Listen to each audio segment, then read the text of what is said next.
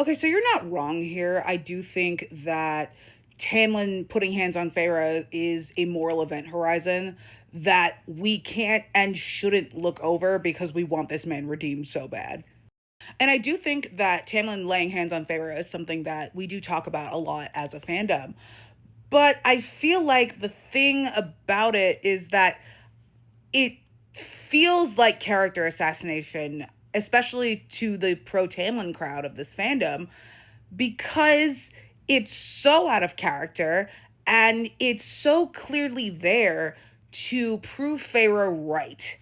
And also to prove Rhysand right, because Rhysand can't be proven wrong about anything, because FEYRE can't leave an emotionally and morally complex man for another emotionally and morally complex man. No, one it has to be made simple. It had like the choice that FEYRE is making has to not be a choice. And I do think that that would have been really compelling if Tamlin hadn't laid hands on FEYRE at all. It's just FEYRE decided, hey, like, I just don't think that this relationship is for me. And Tamlin took it badly, of course, because he was going to marry this girl, and then she got taken by Rhysand, and then, like, their relationship fell apart, and he locked her up, all sorts of stuff. You didn't need Tamlin to do the DV on FEYRE in order for this relationship to not be right for either of them. That whole thing, I think, just exists to make Rhysand look good and make Tamlin look bad. Honestly, you know what this reminds me of? It reminds me of the villainization of the Black Panther villain Killmonger. But only kind of. Like, let me explain myself. So this is Eric Killmonger, played by recent Academy Award nominee Michael B. Jordan. Congratulations, bro. I still haven't seen Sinners. I'm gonna get around to it. I'm just not really like a horror person, but Sinners does sound like it's right up my alley.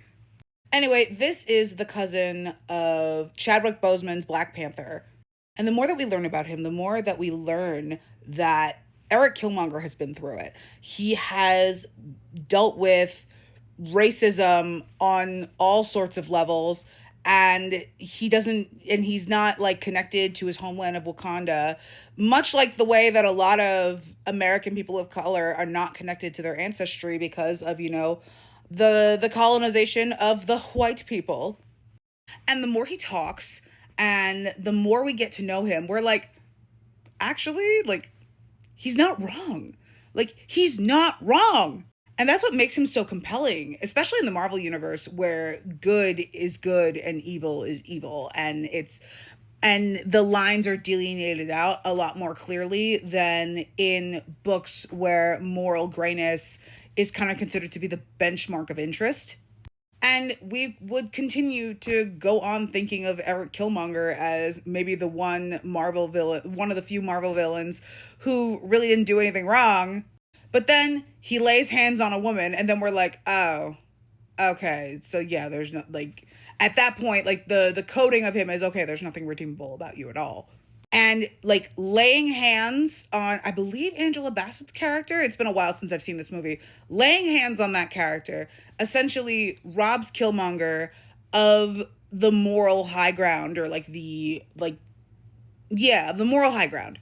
And it sucks because I feel like even if that hadn't happened, it still would have been an interesting dynamic and an interesting conflict between, Killmonger and the Black Panther, because they're diametrically opposed to each other, but also they have things to learn from each other too. And I believe Black Panther does learn from it, and he does go to his ancestors and his dead father, and he's just like, we handled this wrong. We were wrong to hide from the world.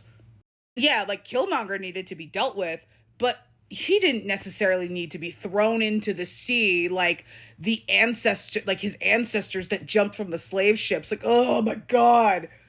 This is not to say that Tamlin is on the same moral ground as Killmonger, because he's not. He's just not. But I think it's a thing where it's like, okay, like, Tamlin actually does have good points, and I feel like it's a lot harder to see Tamlin's logic because he laid hands on FEYRE. It was that, like, act. It's like, oh no, like, he's just not forgivable. We can't forgive him anymore. We can't listen to him anymore. And that basically invalidates Tamlin's stances on a lot of stuff, while also validating Rhysand's bullshit behavior. And Rhysand and Tamlin are foils. They act the same. But we and FEYRE don't see it because of that one act that separates Tamlin from Rhysand morally. And then when you're like, oh no, like Tamlin deserves redemption, you're like, oh no, but like he laid hands on FEYRE, like, are you a supporter of abuse or whatever? Like, no, it's just, that was a narrative device to invalidate Tamlin's character and make him look like way more of an asshole than he actually is. And you're right, there's way more and way better ways to go about illustrating that FEYRE and Tamlin are just not well matched, because they were not well matched from jump. But no, they didn't do that, and I feel like it's the easy way out. It's the easy way out, and it makes it so you can't actually grapple with the moral grayness of any of these characters. So why the fuck are they morally gray to begin with? You want the aesthetics of moral grayness, but you don't want the conflict of moral grayness. That's moral beigeness.